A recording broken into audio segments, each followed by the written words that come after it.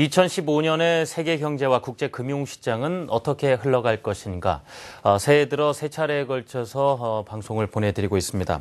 오늘은 그 두 번째 시간인데요. 이 첫 번째 시간에는 세계 경제를 총괄적으로 알아보는 데 이어서 오늘은 국제 금융시장에 대한 전망을 해보겠습니다.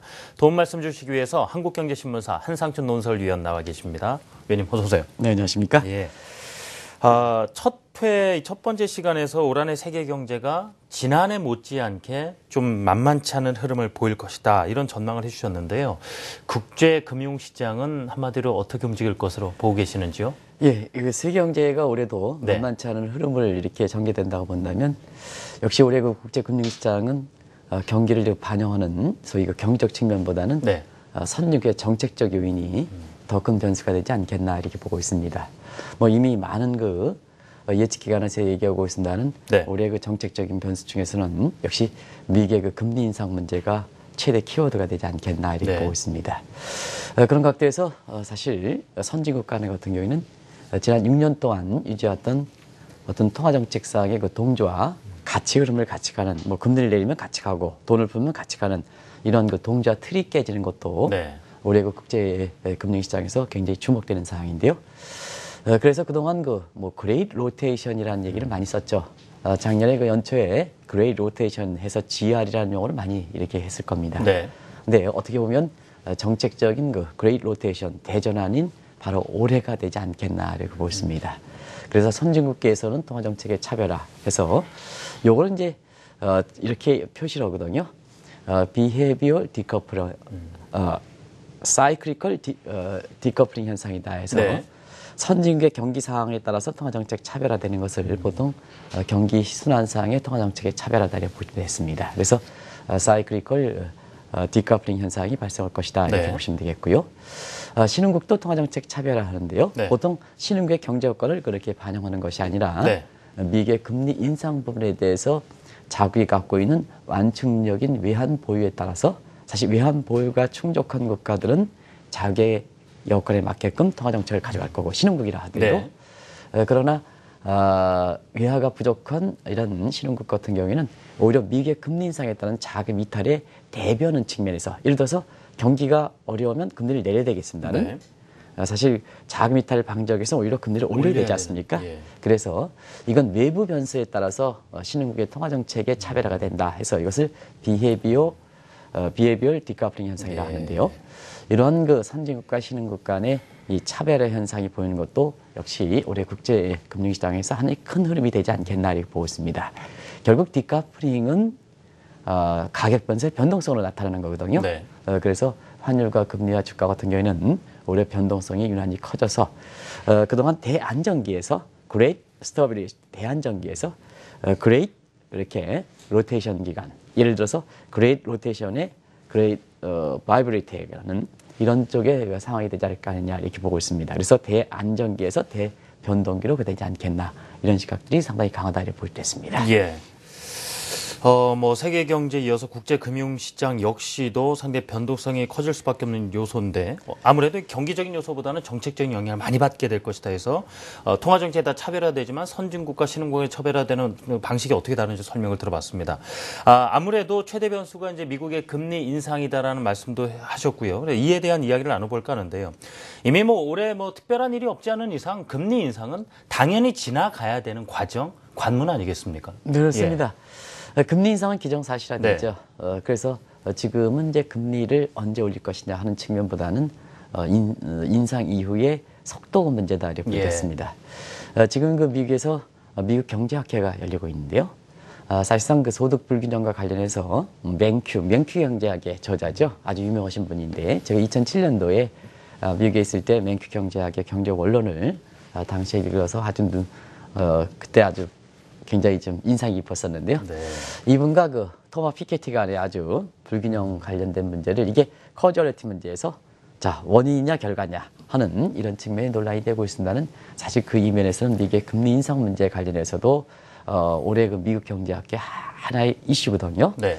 근데 이게 워낙 이슈가 되다 보니까 많은 사람들이 제각각 얘기하다 보니까 그 자체가 굉장히 시청자 여론을 혼란스럽게 한다 이렇게 보겠습니다. 워낙 중요한 현안이다 보니까 그렇지 않냐 이렇게 보고 있는데요.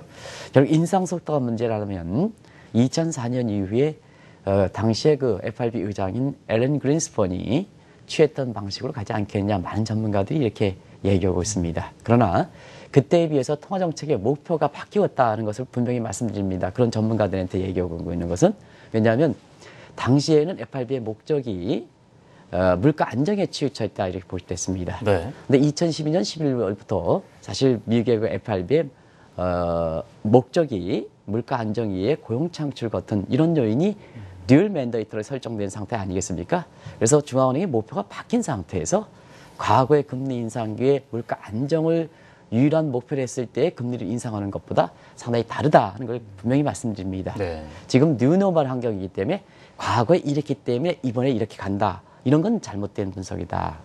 예, 지금 미국의 그 경제학회에서도 많은 참여자들이 그런 그 얘기들을 많이 하거든요. 환경이 변했는데 과거에 이렇게 됐다고 해서 이렇게 하는 이러한 그 분석은 상당히 잘못되어 있다 이렇게 보였습니다. 그래서 금리 인상 속도를 어떻게 갈 것이냐 하는 측면에서 보면 일단 금리 인상은 데이터 디펜던스 방식, 네. 경제 지표에서 해결한다.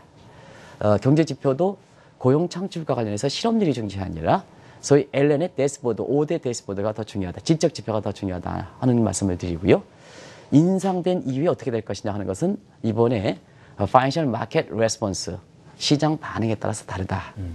인상하더라도 시장 반응이 밋밋하다. 기존의 네. 흐름을 계속해서 가져간다 하면 FRB 목적이 달성되지 못하는 거죠. 그러면 금리 인상 속도를 빨리 가져간다.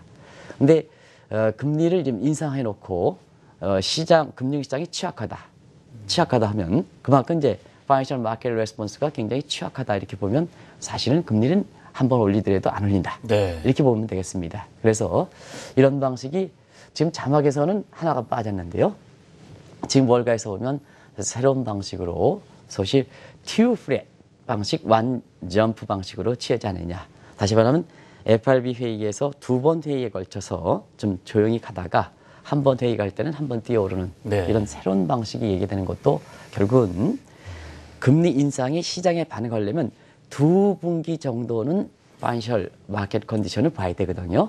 그런 각도에서 오면 사실 two flat one jump 방식 이런 방식으로 금리 인상 속도를 가지 않겠냐 이런 시각들이 지금 미국의 경제학계 석학들이 많이들 얘기한다 이렇게 볼 때 있습니다. 네.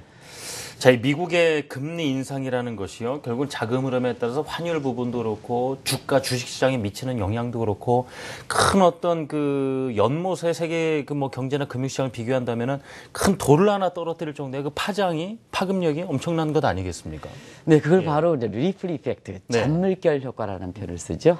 그런데 잔물결이라는 표현을 쓰면은 리플이라는 단어를 한국말로 번역하다 보니까 잔물결이라 해서 파장이 아주 미약한 거로 생각하는데요. 네. 그렇진 않다. 리플 이펙트가 반드시 파장이 작은 것은 아니다 하는 걸 분명히 좀 말씀드립니다. 그런 각도에서 리플 이펙트가 금리 인상 이후에 가장 그 금융시장, 국제금융시장에서 굉장히 주목되는 사항인데요. 미국만 자체적으로 보겠습니다. 네.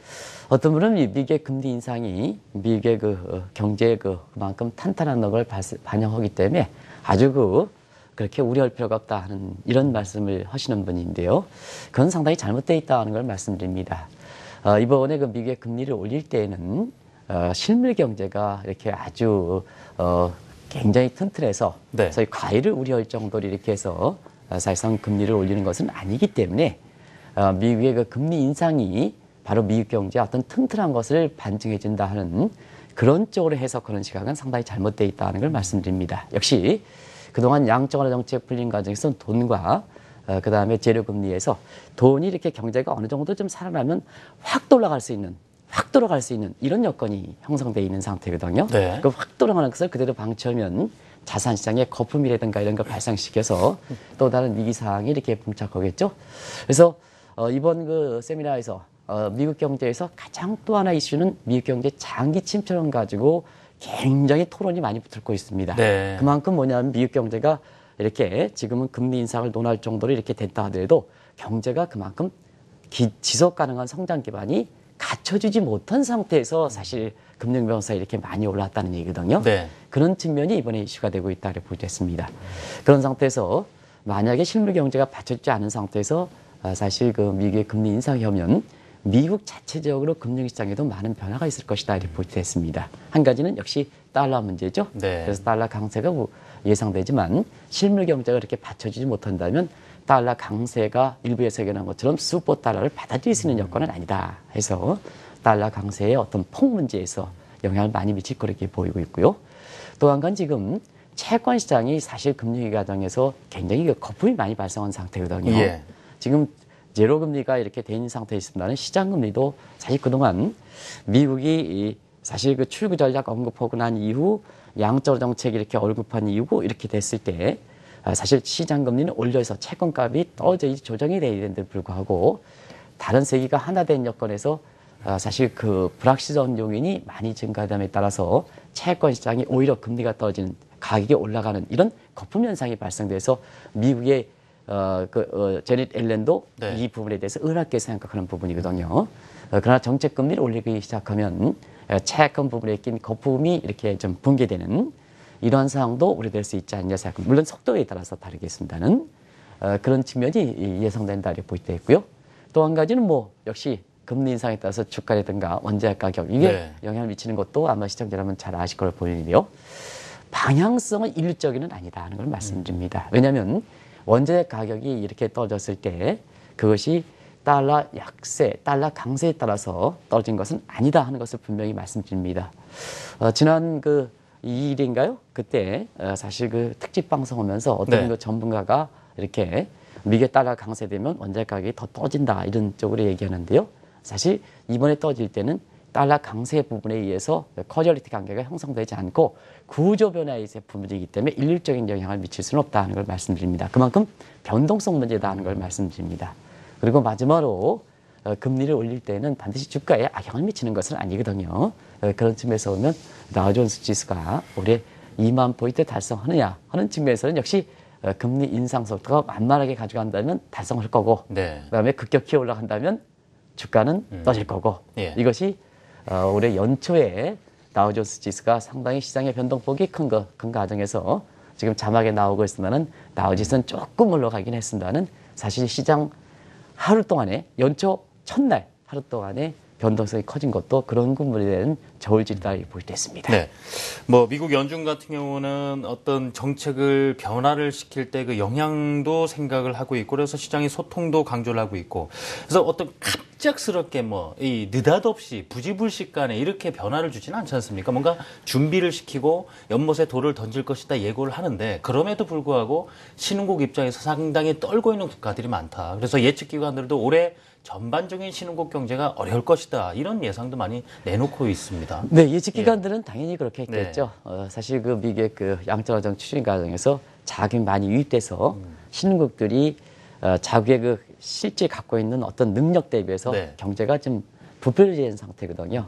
이런 가운데서 미국의 금리 인상에 따라서 어떻거나 정도 문제지 자금이 그 빠지게 될 경우에는 사실 신흥국은 경제가 어려질 수밖에 없기 때문에 네. 지난해에 이어서 올해도 신흥국 경제에 대해서 사실 경제 성장률을 둔화시키는 이런 쪽으로 보는 시각이다 이렇게 보여졌습니다. 이 문제는 이제 그동안 많이 지적해왔기 때문에 간단히 말씀드리겠습니다. 역시 신흥국은 영향을 받는다. 근데 문제는 어느 정도로 영향을 받을 것이냐 하는 측면에서 보면 역시 외환 보유 문제에 따라서 다른 네. 것이 아닌가. 그래서 외환 보유가 많은 국가들, 중국이라든가 한국 같은 경우에는 그렇게 큰 충격은 예상되지 않는 데 반해서 사실 외화가 부족하고 또 이 상품 통화가 수출하는 국가들 같은 경우에는 굉장히 어려움이 된다 이렇게 보여졌습니다. 그래서 신흥국에서는 외화가 부족한 국가들이 이미 지난 4분기 이후에 굉장히 어려움을 겪었습니다는 네. 올해도 이 문제가 실물 경제에 연결이 돼서 소위 비시어스 스파이럴 사이클 문제, 소위 그 나선형 악순환 구조, 네. 이 구조가 형성되느냐 하는 측면에서 형성된다면 올해 신흥국에서 통화 위기 문제라든가 이런 문제가 사실 올해 국제금융시장에 아주 큰 재료가 될 수 있을 것이다 네. 하는 것을 말씀드립니다. 예. 미국 연준에 이어서 이번 다른 나라, 다른 국가의 중앙은행으로 넘어가 볼까요? 일본은행 얘기도 해봐야 되고 유럽 중앙은행 말씀도 드려봐야 되는데 아무래도 일본은행보다는 유럽 중앙은행의 행보가 어떻게 될 것인가가 올해 참 중요하다, 더 주목받을 것이다 이런 얘기들이 나오고 있습니다. 네, 아주 중요한 지적을 예. 해주셨습니다. 지난 2년 동안은 미국의 연준 이외에는 당연히 일본은행이 영향을 받았죠. 주목을 받았죠. 그래서 소위 아베노믹스 때문에. 그러나 올해는 중앙은행 자체적으로 보더라도 역시 미 연준 이외에 유럽 중앙은행이 주목을 받을 것이다 이렇게 보겠습니다. 역시 뭐 아시겠습니다는 가장 큰 문제가 디플레이션을 탈피하는 문제 아니겠습니까? 네. 지금 이제 디플레이션 문제는 기정사실화로 보는 것 같습니다. 그래서 이 문제를 탈피하는 것이 올해 유럽 중앙은행의 통화 정책의 어떤 큰 흐름이 될 거로 이렇게 보이는데요. 그동안 애를 많이 썼죠. 유럽 재정위 과정에서 네. 4년 동안 정책을 동원할 수 있는 정책은 다 썼는데요. 대부분 다 어떻게 평가하느냐? 모든 정책 실패했다. 이렇게 평가하는 것 같습니다. 네. 미국과 좀 다른 점이죠. 그래서 유럽에 남아있는 것은 역시 유럽 같은 경우에는 남아있는 정책이 돈을 푸는 정책뿐이 없다 이렇게 보시겠습니다. 돈을 풀더라도 미국식으로 일본식으로 발권력 동원하는 것은 19개 유럽의 회원국의 입장에서 볼 때는 아무리 통화 정책의 일관성을 ECB가 갖고 있다 하더라도 네. 일본처럼 발권력을 동원할 수는 없다 하는 걸 말씀드립니다. 그런 과정에서 자산의 스위치를 통한 역시 그 미국식 국채 매입을 통한 자금 조달이 중요하다. 자금 그 공급이 역시 통화 정책의 유력에 남아 있는 길이 아닌가 생각하는데요. 뭐 아시겠습니다는 1조 1호 푼다. 1조 1호 풀어 하죠. 만약에 마지막으로 이 1조 1호 정도 풀어가지고 유럽이 사실 그 디플레 탈출 목적이 달성되지 않을 경우에는 벌써부터 유럽에 대해서 일본화에 대한 문제, 잃어버린 10년 얘기가 많이 나오거든요. 그래서 올해는 유럽의 그 중앙은행의 정책 목표가 이렇게 달성되느냐 여부에 따라서 실패할 경우에는 역시 유럽에 대해서도 잃어버린 10년 같은 일본에 대한 우려가 제기될 수 있는 것도 국제금융시장에 굉장히 주목해서 바라볼 사항이고, 또 한 가지는 유로 가치가 마침내 1유로당 1.20달러가 깨졌습니다. 예. 그래서 4년여 만에 최저. 예. 지난해부터 제가 한 4분기서부터 올해는 어쨌거나 1유로 1달러 등가 수준을 가지 않겠습니다는 지난해 그 엔저가 지난 2년 동안 이정통화로서 가장 큰 문제였습니다는 네. 사실 엔저보다도 유로화 약세 문제가 올해는 가장 클 것이다 하는 것을 말씀을 드렸었는데요. 이미 그 속도가 상당히 빠르고 있습니다. 그래서 1유로에 1.20달러 정도가 깨지는 이런 모습이 되는데요. 역시 일본화 여부, 가시화 여부에 따라서 유로화도 등가 수준까지 떨어질 것이냐 하는 것도 올해 시청자분이 유럽과 관련해서 반드시 이해될 주목해서 바라볼 사항이라는 걸 말씀드립니다. 예. 자, 이 마리오 드라기 총재가 해가 바뀌자마자 1월 1일부터 양적 완화 가능성을 다시 한번 언급을 했죠. 기술적인 준비가 모두 끝났다라는 얘기 끝냈는데, 일단 그 효과에 대해서도 좀 전망하는 얘기들이 나오고 있는데요. 보니까 유럽 중앙은행이 돈을 더 풀더라도 미국이나 일본에 비해서도 그 효과가 확실히 작을 것이다. 이런 얘기가 나오고 있는데 왜 그런 것인지요? 네, 올해 그 미국 경제학회에서도 유동성 함정 문제, 네. 이 문제가 아주 집중적으로, 특히 하버드 교수인 로렌스 서머스 교수가 아주 집중적으로 이 문제를 불고하고 있습니다. 역시 유럽이 유동성 함정 문제와 관련해서 가장 크게 걸려있는 국가가 아닌가 생각하는데요. 지금 보면 정책 자금과 시중 자금 간의 어떤 관계가 깨지는, 그리고 금리적인 측면에서는 정책 금리와 시장 금리의 금리 차이, 인트레스트 셈이 깨지는 이런 문제가 지금 국제금융의 한 이슈로 등장하고 있습니다. 네. 그러면 이 유럽에 남아있는 유동성 공급 정책이 사실 유럽의 디플레 문제를 탈피해서 잃어버린 10년 가능성에 대한 우려를 불식시킬 수 있느냐 하는 측면에서 보면 자금이 남아있어야 된다. 어떻게 남아있어야 되냐? 시중에 남아있어야 된다. 시중에 남아있어야 된다 네. 하는데요. 그런 각도에서 앞으로 돈을 계속해서 푼다 하더라도 이 부분에 대한 굉장히 회의적 시각이 있는 것 같습니다. 하나는, 첫 번째는 돈을 아무리 풀다 하더라도 미래가 불확실하기 때문에 통일성속도라든가 통화 승수가 이렇게 떨어지는 소위 호딩 이펙트, 돈을 공급하더라도 5만 원권을 뭐 되냐, 벽장 속에 가두는 이게 이제 바로 퇴장 효과다 이렇게 보여졌습니다. 호딩 이펙트가 지금 유럽에서는 굉장히 크게 일어나고요. 그럼 유럽 중앙에서 딱 풀더라도 결국 돈이 실무 경제에 돌아가는 게 아니라 네. 그냥 주머니 속에 나간다 이렇게 보여졌습니다. 돈 역할을 못하는 거죠. 네. 두 번째는 유럽에서 그 돈을 푼다 하더라도 가장 그 최후의 보류인 독일의 금융사에 집중하는, 이걸 이제 솔림 효과, 티핑 이펙트라는 표현을 씁니다. 네. 그래서 솔림 효과 때문에 독일 이외의 나머지 국가는 굉장히 경제가 어려운 상황이 발생한다는 걸 말씀드리고요. 또 한 가지는 유로랜드 19개의 돈을 푼다 하더라도 영국이라든가 이런 그 경제가 상대적으로 좋습니다. 네. 그러다 보니까 이쪽으로 빠지는 드레인 이펙트가 발생한다, 유출 효과가 발생한다 하는 측면에서 사실 돈을 공급하더라도 유럽의 경제 목표를 달성하는 데에는 상당히 좀 힘들 거로 보고 있습니다. 네. 그래서 호딩 이펙트, 티핑 이펙트, 그다음에 드레인 이펙트, 이것이 유럽 중앙은행이 돈을 공급하더라도 실물 경제 상으로서 지난번에 삼중고 문제에 대해서 말씀드렸습니다는 유럽 중앙은행도 삼중고 문제가 봉착돼 있다. 네. 이렇게 보겠습니다. 자, 유럽 중앙은행에 비해서 관심도는 좀 떨어진다 하더라도 특히 우리 입장에서는 일본 중앙은행의 정책적인 부분도 들여다봐야만 되는 부분일 텐데요. 올해도 이 아베노믹스 필두로 해서 일본 중앙은행이 어떻게 움직일 것인가 좀 확인을 해봤으면 좋겠습니다. 네, 이 아베노믹스는 계속해서 네. 추진하고 있죠. 네. 이제 돈은 공급하느냐 하는 측면에서는 돈은 사실 지금까지 풀었던 공급 규모에 비해서는 상당히 줄어들 거다 이렇게 보면 되겠습니다. 그래서 올해부터는 일본 그 중앙은행에서 돈 풀 여력도 좀 죽어지고, 왜냐하면 일본 국민들이 그만큼 희생이 많이 되기 때문에 받아내기 네. 어렵다는 얘기죠. 그래서 전체적으로 돈의 공급 규모는 줄여진다. 그래서 이것을 중립기조로 돈을 확 푸는 것보다는 중립기조로 서서히 간다 이렇게 보시됐습니다. 네. 그러면 중립기조로 간다면 엔저에 대해서는 그만큼 우선순위를 부과하지 않는다는 얘기죠. 그런 측면에서 지속 가능한 성장 기반이라든가 재정의 건전화 같은 구조조정 개혁 부분으로 간다. 그래서 집권 3기에는 사실 그 아베노믹스의 어떤 방향이 바뀔 것이다 이렇게 보시면 되겠습니다. 그런 측면에서 아베노믹스가 추진한다 해서 엔저를 140엔까지 간다 이런 시각은 상당히 잘못되어 있다는 걸 말씀드립니다. 그런 측면이 반드시인데요. 만약에 네. 올해 요 구조와 지속 가능한 개선 국민의 노사정 합의가 필요한 대목입니다. 상당히 좀 어려운 대목이죠. 발권력은 돈만 풀면 되는데 요거는 자 일본의 그 기업이라든가 예. 근로자의 또 국민의 합의를 거쳐야 되거든요. 그래서 상당히 효과를 나기가 그렇게 확신하기가 좀 어려운 상태인데요.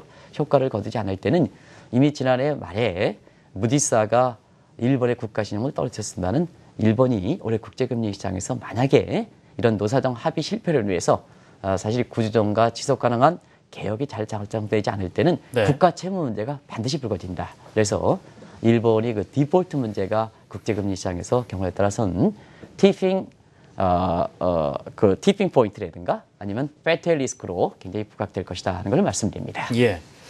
자, 결국 올해 국제 금융 시장 역시 뭐 경기적인 요인보다는 정책적인 요인에 큰 영향을 받을 것이다. 그래서 각국 주요 국가 이 정책들을 확인해 봤는데요. 정리해 보면 미국은 이제 금리를 올리는 상황, 일본은 중립으로 돌아간다, 유럽은 지금 돈을 푼다. 결국 이런 요건으로 봤을 때 올해 국제 외환 시장에 어떤 변화에 주목을 해봐야 될 것인가를 좀 마지막으로 정리를 해봤으면 합니다.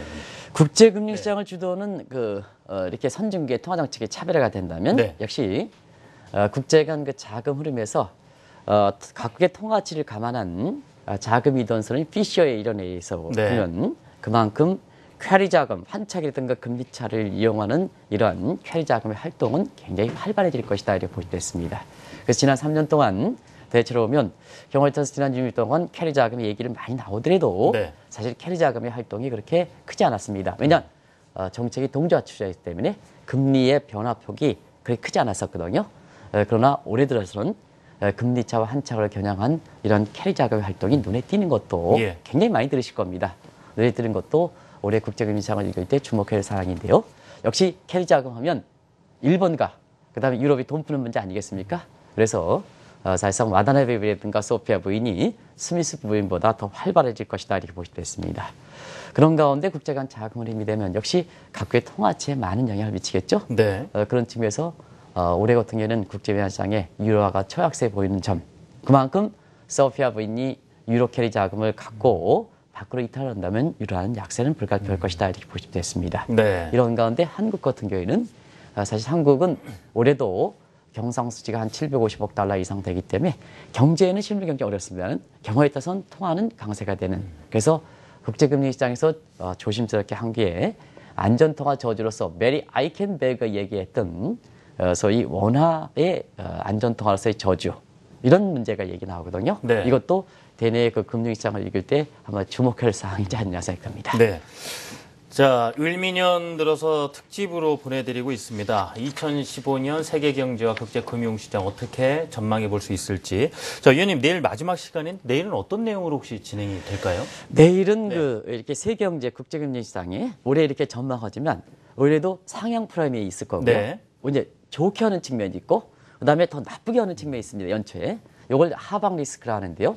그래서 상향 프리미엄 변수와 네. 그다음에 하향 리스크 부분, 그 하방 리스크 예. 부분 이런 문제를 좀 갖고 이렇게 대비시켜서 좀 말씀드리도록 하겠습니다. 알겠습니다. 내일 또 말씀 이어가도록 하고요. 지금까지 한국경제신문사 한상춘 논설위원이었습니다. 위원님 감사합니다. 네, 맞습니다.